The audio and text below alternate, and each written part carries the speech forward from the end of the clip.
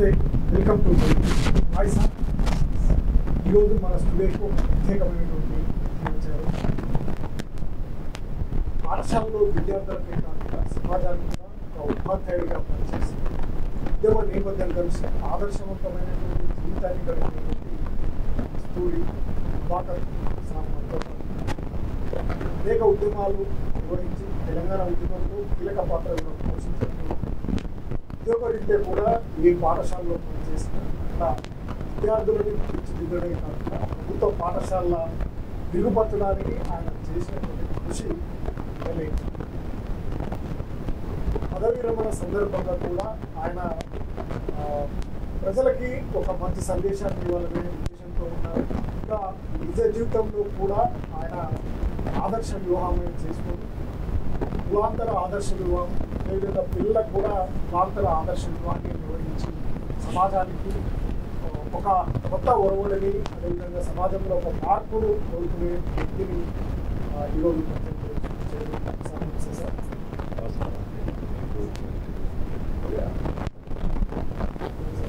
విరమణ శుభాకాంక్షలు ముందుగా పెళ్లి నుంచి సార్.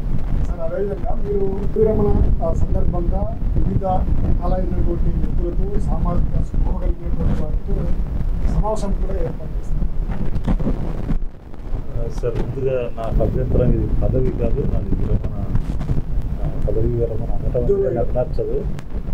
ఉద్యోగం 9.5 దశాబ్దాలుగా ఉపాధ్యాయుడిగా ఉద్యోగ మాధ్యమాలతో తర్వాత స్ఫూర్తితో చాలామంది గొప్ప గొప్ప Savitri Jyotirao Phule, doctor BR Ambedkar, Jayashankar sir లేదా ఈ ప్రాంతంలో పనిచేసినటువంటి ఎంతోమంది గొప్ప గొప్ప టీచర్ల స్ఫూర్తితో ఎదిగినటువంటి ఒక టీచర్గా దాదాపు 3 దశాబ్దాలుగా విద్యారంగంలో కూడా ఉపాధ్యాయ రంగంలో సామాజిక సాహిత్య ఉద్యమాల్లో కూడా పాల్గొన్నటువంటి ఒక కార్యకర్తగా పదితోటి పేద పిల్లల చదువు పట్ల ఒక మానవీయ కోణం ఉన్నటువంటి మనిషిగా మనం పనిచేస్తాం. ఆ పనిచేసిన దానికి నేను తీసుకుంటున్నటువంటి ఈ నేందుగా తీసుకున్న జీతం నా రవిలోకి వచ్చే పిల్లల తల్లిదండ్రుల కష్టార్జితమని గుర్తించి ఒక సామాజిక బాధ్యతగా పనిచేశాను.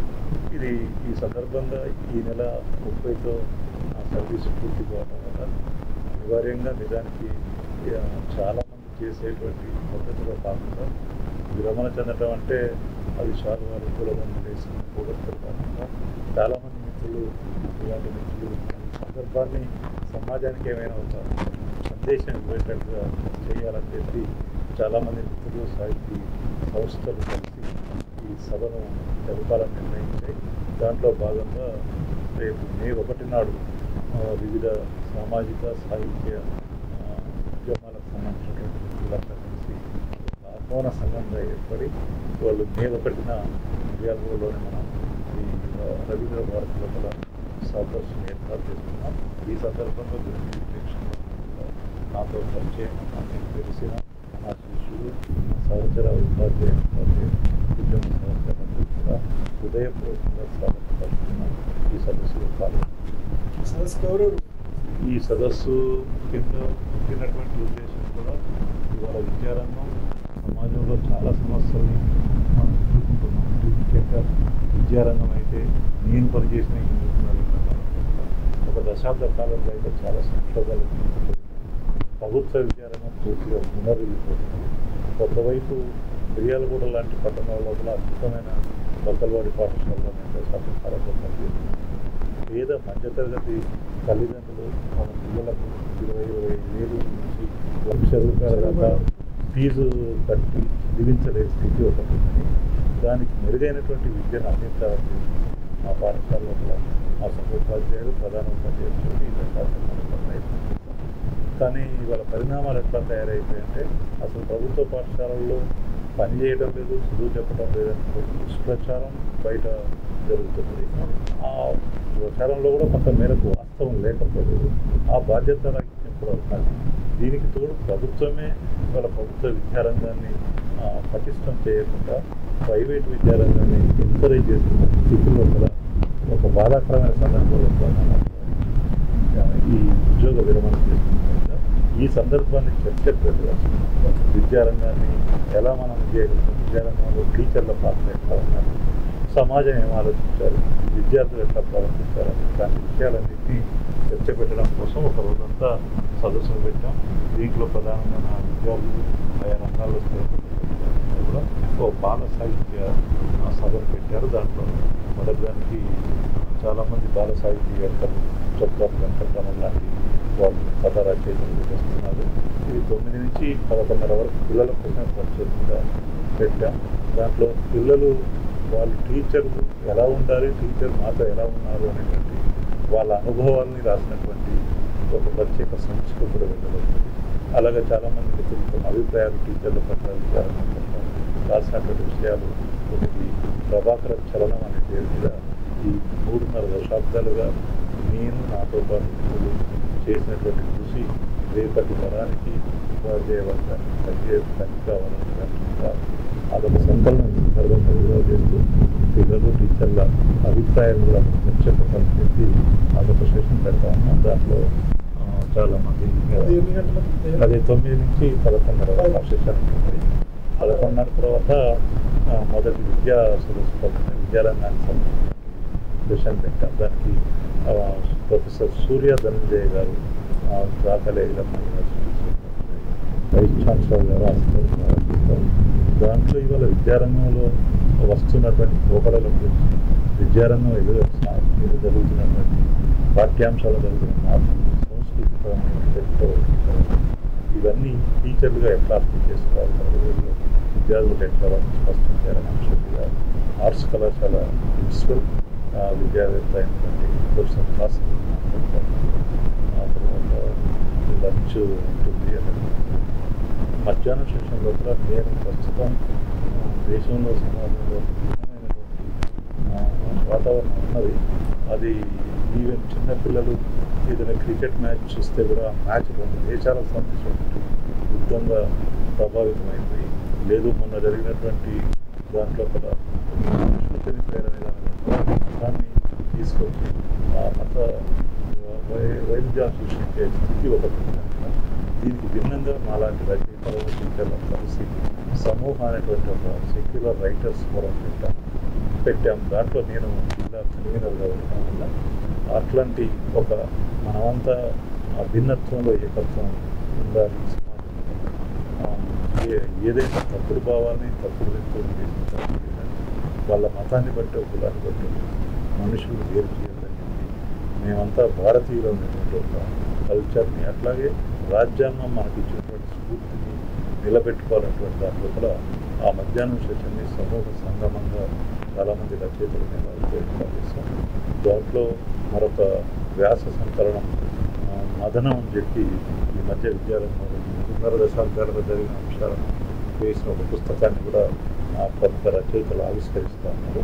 అట్లాగే ఈ అంశం మీద ఆయా సందర్భాల్లో వివిధ టాపిక్స్ మీద ప్రొఫెసర్ సూర్యపల్లి సుజాత తర్వాత మీరే సందర్భంగా ఆ సందర్భంగా కూడా మీరే స్ఫూర్తి ఇవాళ రాజ్యాంగం అమలు, రాజ్యాంగంలో ఉన్నటువంటి కార్మిక హక్కులు ఎట్లా ఉపాధ్యాయులు విద్యారంగంలో పిల్లలకు చదువుకుండా ఇవాళకి ఇవాళ నిన్ననే మా బడిలో చదివే పిల్లలు కూడా ఖాళీ స్థితి ఇంకా కొనసాగుతుంది. వీటన్నిటిని సమీక్షించవలసిన వీటిని టీచర్లుగా అర్థం చేసుకొని అది జరగకుండా చేయాలని అట్లాంటి అంశాలు కూడా రాజ్యాంగ విలువల గురించి టాపిక్ పెట్టారు.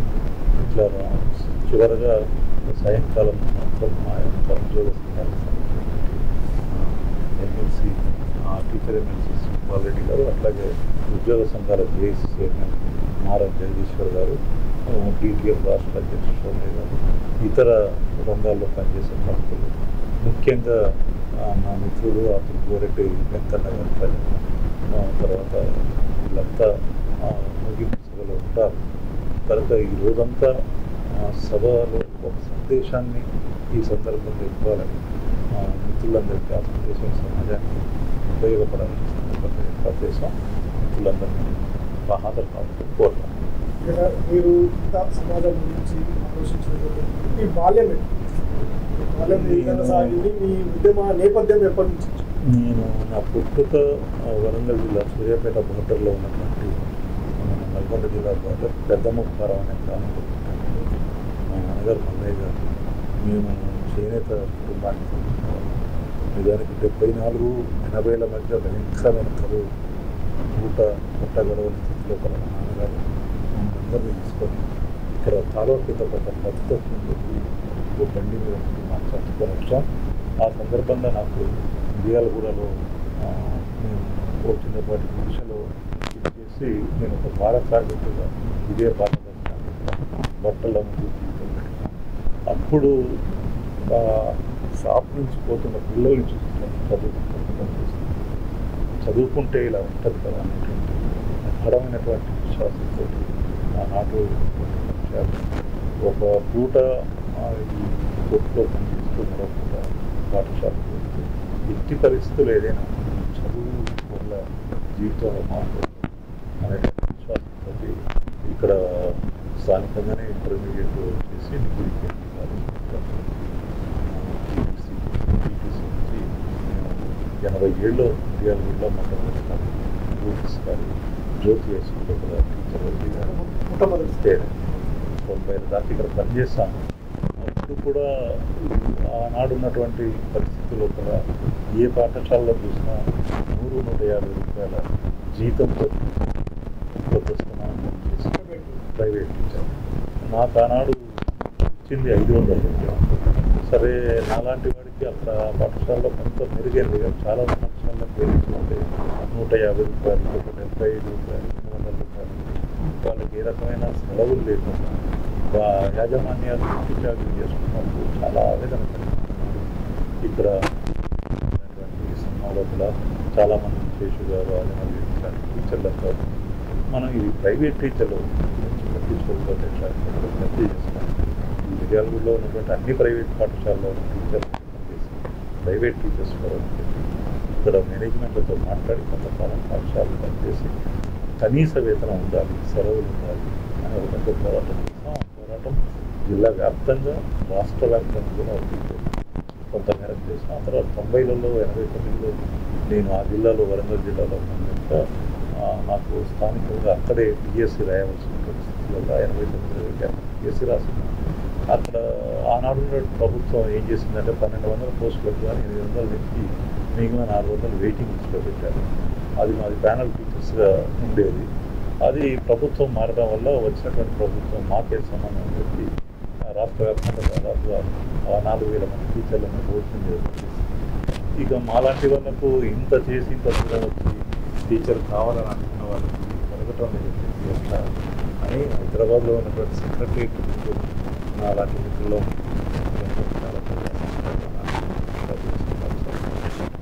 దాదాపు 6 నెలలు నిరంతర పోరాటం చేసి ఆ ప్రభుత్వాన్ని ఒప్పించి 90లలో నియామకమయ్యాను. అక్కడి నుంచి నియామకమైన కొంతకాలం కూడా దాట్లా హై స్కూల్లో పనిచేసిన తర్వాత అంతర్జిల్లా బదిలీలో ఇక్కడికి వచ్చాను. 93లో కాలువపల్లి అనేటువంటి యూపీఎస్ పాఠశాల అక్కడి నుంచి నా ప్రస్తుతం జరుగుతుంది. చోటంలో కూడా బడిలో అడుగుపెట్టిన తర్వాత ఆ సమయం పిల్లలది ఆ పిల్లల కోసం పనిచేయాలి స్ఫూర్తితో పనిచేస్తూ వచ్చాను.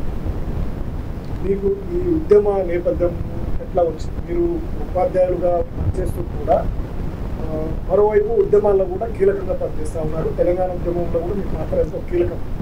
ఇలా మీకు ఉద్యమ నేపథ్యం?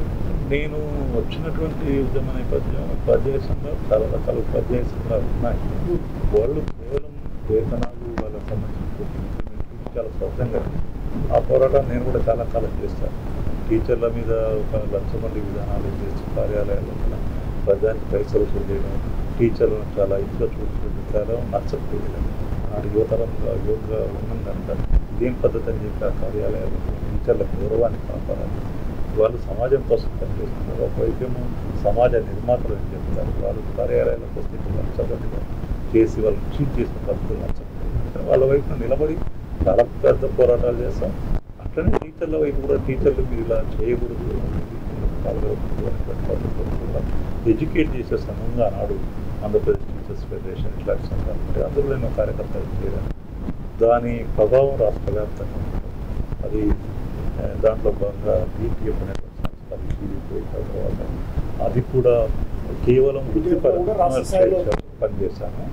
కానీ ఆనాటి తెలంగాణ ఉద్యమ సందర్భం వచ్చిన తర్వాత 1999 నుంచి పోరాటం జరుగుతుంది. ఉపాధ్యాయులు కూడా ప్రధానంగా గుర్తు చేసుకోవాల్సిన ప్రొఫెసర్ జయశంకర్ గారు తన జీవితం అంతా చదువు అంటే సమాజంలో నోట్లో నాలుక లేని అక్షర జ్ఞానం లేని ప్రజల వైపు నిలబడాలి అన్నటువంటి స్ఫూర్తి నాలాంటి వాడి మీద చాలా పనిచేస్తుంది. కాలేజీ లాంటి వాడు అది ముఖ్యంగా ఇవాళ సావిత్రిబాయి పూలే, జ్యోతిరావు పూలే, అంబేద్కర్లో జీవిత ఇంత వెసులుబాటు ఉన్నటువంటి మనం వాళ్ళు ఏ అవకాశాలు లేని చోట సావిత్రిబాయి పూలే అయితే జీతం కోసం పనిచేయాలి, సమాజానికి చదువు చెప్పాలని చాలా దాడులు జరుగుతుంది. నాకు ఇంత జీతం ఇస్తున్నప్పుడు వాళ్ళకంటే చాలా ఎక్కువ పని చేయాలి అనేటువంటి స్ఫూర్తితోటి పనిచేస్తూ వస్తున్నప్పుడు ఈ విద్యారంగం చాలా ఇదిగా ఉంది. ఒకవైపు ఉమ్మడి రాష్ట్రంలో ఉండటం వల్ల నిరాధారణకు గురవుతున్నది అనేటువంటి గుర్తించాం. అందుకని దీని మీద అది ప్రైవేటీకరణ ఆధిపత్యం బాగా జరుగుతుంది. ప్రైవేట్ కార్పొరేట్ కాలేజీలను ఇష్టవేస్తున్నాయి. ఇంటర్మీడియట్ చదివించడం అనేది మీలాంటి మధ్యతరగతి వాళ్ళు కూడా కొన్ని లక్షలు ఖర్చు పెట్టాల్సి వస్తుంది అని తెలంగాణలో ఉన్నటువంటి ఉపాధ్యాయ సంఘాల్లో ఉన్నటువంటి కార్యకర్తలంగా ఆలోచించి మనం ఉపాధ్యాయులుగా ఒక సామాజిక బాధ్యతగా తెలంగాణ గురించి కూడా మాట్లాడాలని చెప్పి ఆయా సంఘాలను వదిలేసి ఆ సంఘాలకు సంబంధించిన మధ్యలో తెలంగాణ టీచర్స్ ఫోరం ఏర్పాటు చేశాం. దానికి నేను ఒక కన్వీనర్లు, ఆ తర్వాత 610 జీవో, ఫ్రీ జోన్లు వీటి మీద పోరాటం చేస్తాం. టీచర్లను వందలాది మందిని ఢిల్లీ దాకా పార్లమెంట్ ప్రతినిధి పనిచేస్తాం. ఇది ఆనాడు మా వృత్తి నిబద్ధతతో పాటు సామాజిక బాధ్యతగా విద్యారంగంలో మార్పు వస్తుంది. తెలంగాణలో విద్యారంగంలో పిల్లలు వెనకబడి ఉన్నారు, ఉద్యోగాలు వెనకబడి ఉన్నారు. దీన్ని రూపుమాపాలంటే తెలంగాణ అనివార్యమైన స్థితి అని చెప్పి దానికి మా శక్తి మేరకు ప్రయత్నం. మీకు మీరు చేస్తున్నటువంటి ఇక్కడ మీకు సంతృప్తిగా అనిపిస్తుందా? ఏ విధంగా అంటే ఒక మేరకి 3.5 దశాబ్దాలుగా నాకు సంతృప్తికరమైన జీవితాన్ని వేతనం పొందవచ్చు, మా కుటుంబం నేను అభివృద్ధి. కానీ ఇది చాలా సందర్భాల్లో దుఃఖకరితంగా కూడా ఎట్లా ఉంటుంది. పిల్లల దగ్గరికి వెళ్ళినప్పుడంటే నా జీవితం గురించి చూసుకుంటే నాకు ఆనందం.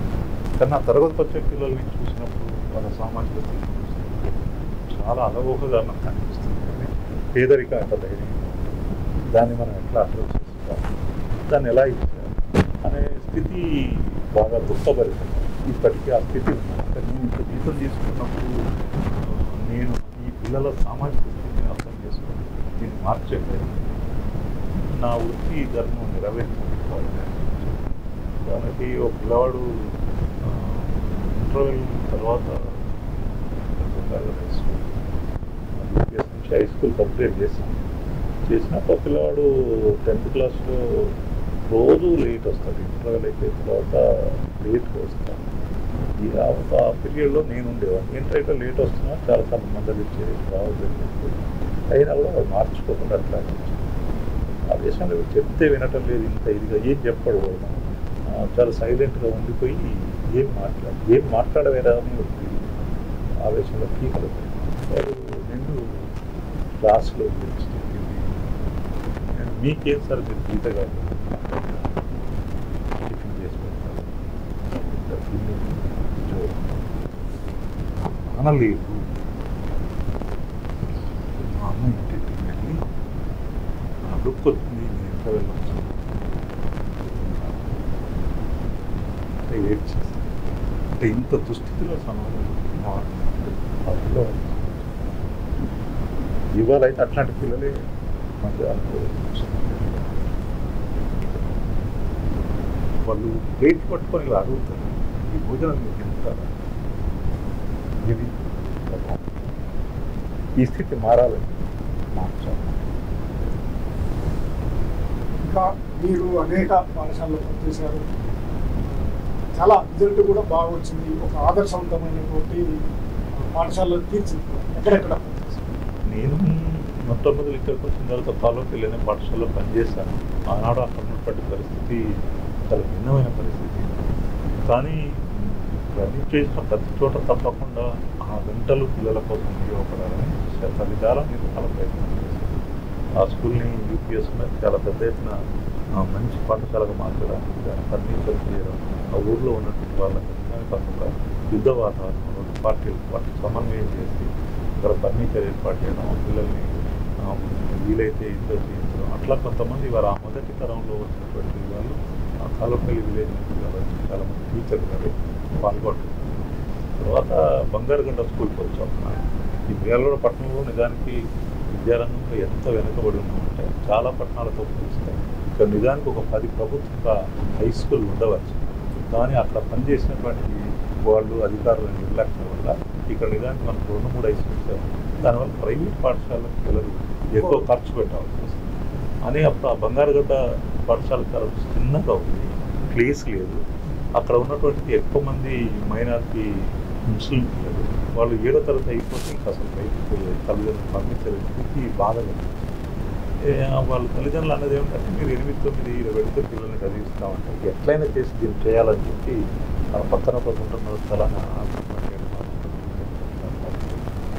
ఇంటింటికి వెళ్ళి 100-200 అడుగుకొని 1,00,000 పోగు చేసి ఆ పక్క స్థలం కొని దాన్ని పిఎస్గా మార్చి దీన్ని హై స్కూల్ చేసిన తర్వాత దాదాపు దశాబ్ద కాలం సంతృప్తించినటువంటి ఆ మొదటి బ్యాచ్లో అక్కడి నుంచి 10వ తరగతిలో రాత్రి 10 దాకా కూడా అక్కడ చదివించి చేసేది. ఆ పిల్లలు మొట్టమొదటిసారి IIIT వాసరావి వాళ్ళు మనకు స్థిరపడి అది ఒక గొప్ప అచీవ్మెంట్ లాగా. ఆ తర్వాత ఇక్కడి నుంచి జమునూరు అనే స్కూల్ అక్కడ వెళ్ళి పనిచేసిన ఇవన్నీ ఎదుర్కొంటూ ఇప్పుడు ఒక దశాబ్ద కాలంగా కొత్తలవాడ పాఠశాల ఆ పాఠశాల చాలా పెద్ద పాఠశాల టీచర్లు కూడా బాగా ఉంటారు, అన్ని రకాల వనరులు వసతులు ఉన్న పాఠశాల. నాకు నిరంతరం పొద్దున 9 నుంచి సాయంత్రం 6 దాకా పనిచేయగలిగినటువంటి వాళ్ళు. అందుకని ఈ పాఠశాలకు వచ్చిన తర్వాత ఇక్కడ దానికి అప్పటికి తెలంగాణ ఉద్యమం వచ్చింది. ఇంకా చేయడానికి ఏమి లేదు. ఈ పిల్లల్ని చూస్తున్నప్పుడు పిల్లల కోసం చాలా విషయాలు చేయొచ్చని అక్కడ అర్థమైంది. ఇలాంటి గ్రంథాలైన ప్రతి అంశాన్ని పిల్లలకు తెలియజేయడం, ప్రతి జయంతులు, కల్చరల్ కో-కరికులర్ యాక్టివిటీస్ అక్కడ హెడ్ మాస్టర్లు కూడా సహకారంతో విస్తృతంగా చేస్తున్నటువంటి ఫలితాలు ఇవాళ పిల్లలు చాలామంది ఆయా రంగాల్లో స్థిరపడుతున్నారు. మానవీయమైన ఒక మనిషిగా ఎదగడానికి అంటే కదా అందరూ సాఫ్ట్వేర్ ఉద్యోగులు అయ్యి ఐఏఎస్ కలెక్టర్లు అయ్యేటువంటి అవకాశం లేదు. ఒక మానవీయం చాలా మిత్రం. రెండు చేతులు లేని పిల్లవాడు వీధిలో కూడా సైకిల్ పంచర్ అంటే మానవీయంగా బ్రతకడం అనేటువంటి ఒక విలువ అయితే ఈ పాఠశాల నుంచి చేశాం. కానీ ఇవాళ ఒక భిన్నమైన వాతావరణం. పిల్లలు అసలు వినటం లేదు, మమ్మల్ని కొట్టనీయటం లేదు అని టీచర్లు. ఒక క్లాస్ రూమ్ ఒక యుద్ధ వాతావరణం లాగా మారిపోతుంది. దీన్ని టీచర్లను పిల్లలను టీచర్లు ప్రజలను దీనికి అంతర్గతంగా ఉన్నటువంటి సాంస్కృతిక అంశాలు కూడా మనం చర్చించాలని అట్లాంటి టాపిక్ కూడా చెప్పారు. తెలంగాణ వచ్చిన తర్వాత పాఠశాల పరిస్థితి ఏ విధంగా మారిందే మీరు పోరాటం చేసిన అది కొంత మేరకు మారింది. కానీ మనము జయశంకర్ గారు అనుకున్నటువంటి బహుజన వర్గాలు దళిత బిడ్డలకి మెరుగైన విద్య అందుతున్నటువంటిది ఆశించాను. దానికి ఆయన జయశంకర్ గారు చాలా సందర్భాల్లో రాశారు, మాట్లాడారు, నేను కూడా రాశాను, చాలా రాశాను. కానీ అంత ఫిజికల్గా కొంత మేరకు మారిన రాష్ట్ర ఇవాళ మార్చవలసినంత స్పీడ్గా మారాల్సిన ఇంకా పెరగలేదు. ఉదాహరణకి పోయినసారి మన ఊరు మన పడేటువంటి ప్రభుత్వం తీసుకుంది, దానికి చాలా ఆహ్వానించదగ్గ విషయం. నేను పనిచేసిన పాఠశాలకి అది శాంక్షన్ అయింది, కానీ నిధులు లేక కొంతమేరకు ఫ్యాన్లు లైట్లు పెట్టి అట్లాగే ఇప్పుడు ప్రభుత్వం కూడా చేస్తూ ఉన్నది. కానీ అసలు ఏం జరుగుతున్నది అనేటువంటి ఒక సీరియస్ చర్చ జరిగి వీటిని ఎట్లా నిలబెడతా ఉన్నటువంటి దాని మీద ఒక సీరియస్ ప్రయోగం అయితే జరగడం ఎప్పుడు నడుస్తున్నారు. విద్యార్థుల సంఖ్య జరిగితే ఉపాధ్యాయులు తరలించడం, ఉపాధ్యాయులు లేకపోతే పాఠశాల మూసేయడం, ఇవన్నీ ఇటు ఉండగా ఇప్పుడు వాళ్ళు ఎవరి మోడల్లో వాళ్ళు కొన్ని మోడల్ స్కూల్స్ లేకపోతే ఇట్లాంటి పాఠశాలలు పెడుతున్నారు. అసలు బేసిక్గా గ్రామీణ ప్రాంతాల్లో ఇప్పుడు మిర్యాలగూడ పట్టణంలో అయితే అది ఒక హార్ట్ ఆఫ్ సెంటర్లో ఉన్నారు. దాన్ని దాదాపు ఎంత లేదన్నా అక్కడ ఉన్న టీచర్లతో ఉన్నారు. ఒక 1000-1500 మందికి ఫ్రీగా అద్భుతమైన ఎడ్యుకేషన్ ఇవ్వచ్చు. కానీ దానికి సంబంధించినటువంటి ఎమ్యూనిటీస్ ఇప్పటికీ ఆ పాఠశాల చాలా మంచి స్పెషల్ చదువుల సహకారంతో ఉన్నాయి, టాయిలెట్స్ కానీ భౌతికమైనటువంటి వసతులు ఇంకా పిల్లలకు అందుబాటులో అది వదిలేసి దాదాపుగా ఇప్పుడు వేరే రకమైనటువంటి పాఠశాలను పెట్టబోతుంది. అది నిజానికి అందరికీ అందేటట్టు ఆహ్వానించలేదు. ఈ పాఠశాలలన్నీ నిర్వహణ చేశారు. మిగిలిన పాఠశాల అందరికీ గుర్తపడుతుంది. అదే రాష్ట్ర ప్రభుత్వాలు ఆలోచించవచ్చు. అన్ని పాఠశాలని ఏకమంతంగా అభివృద్ధి చేయాలి. విద్యారంగం బాగుపడితేనే ఒక మెరుగైన సమాజం వస్తుంది. కానీ విద్యారంగాన్ని వదిలేసి ఆ పిల్లలు ఏం చదివినా టీచర్లు ఏం చెప్పినా మాకు సంబంధం లేదు, టీచర్లు నా సమాజం పేరెంట్స్ ఒక రకమైనటువంటి భయంకరమైన భవిష్యత్తు తయారైంది. అది ఆలోచించవలసిన సందర్భం. అందుకని ఈ విద్యా సదస్సులో కూడా ఈ విద్యారంగం ఏదైనా సమాజం గురించి కూడా ఆలోచించాలి. కుటుంబ పరంగా కూడా ఒక ఆదర్శవంతమైనటువంటి కుటుంబాన్ని కులాంతర వివాహాన్ని దాని నుంచి నాకు విద్యార్థి దశలో ఉన్నప్పుడు విద్యార్థి ఉద్యమాల్లో ఈ కుల మత విషయం స్ఫూర్తి విద్యార్థి ఉద్యమాలు నాకు ఆశ్చర్యంగా అంబేద్కర్ని చదువుతున్నప్పుడు కులం పునాదుల మీద ఒక జాతిని కానీ నీతిని కానీ నిర్మించలేమనే కోటు ఎందుకు నాకు నిరంతరాయంగా అలా నిజమే కదా. ఇవాళ అప్పటికే ఆ పెళ్లిళ్ళల్లో చాలా పెద్ద ఇది జరుగుతుండేది.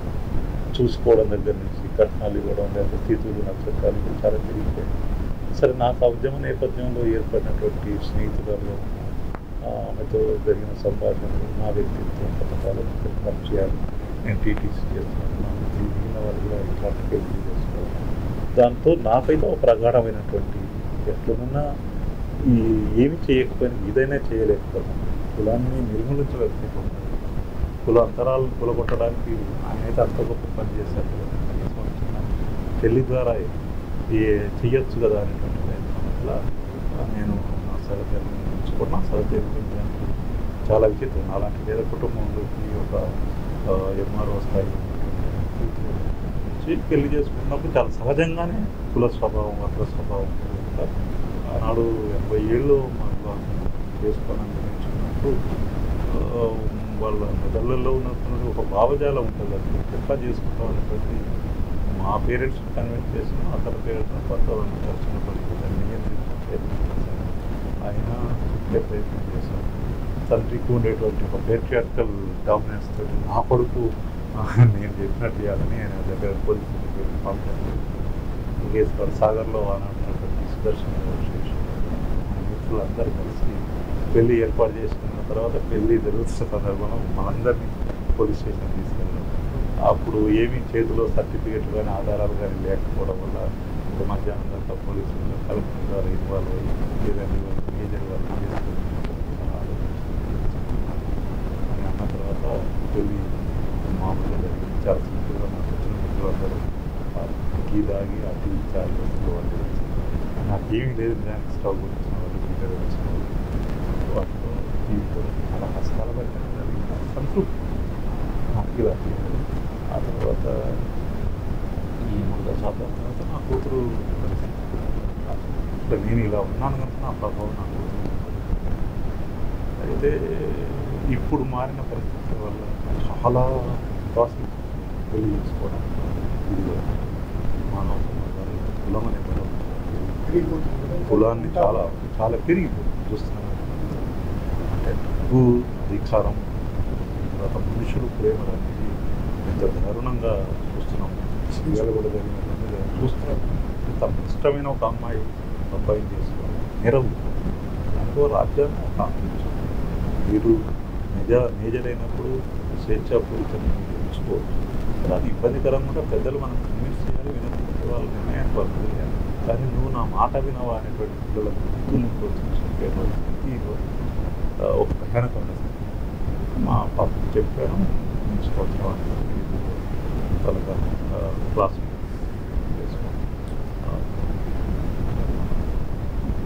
ఇంకా ఇప్పుడు మీరు దాదాపు చెప్పడమే కాకుండా ఆచరణలో చూపించారు. ఈ రంగాలు విద్యారంగంలో కానీ ఉద్యోగరీత్యా కూడా మీరు ఆచరణలో చూపించి ఆచరించారు. అందరికీ కూడా ఆదర్శం. ఇప్పుడు విరమణ తర్వాత ఎలా కొనసాగిస్తారు?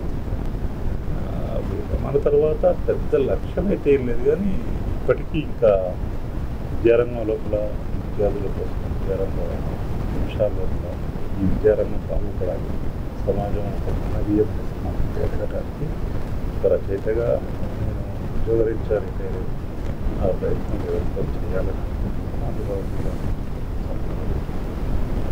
సమాజ విద్యారంగ అంశాలు విద్యార్థులు సమాజం ఎడ్యుకేషన్ కొనసాగించగా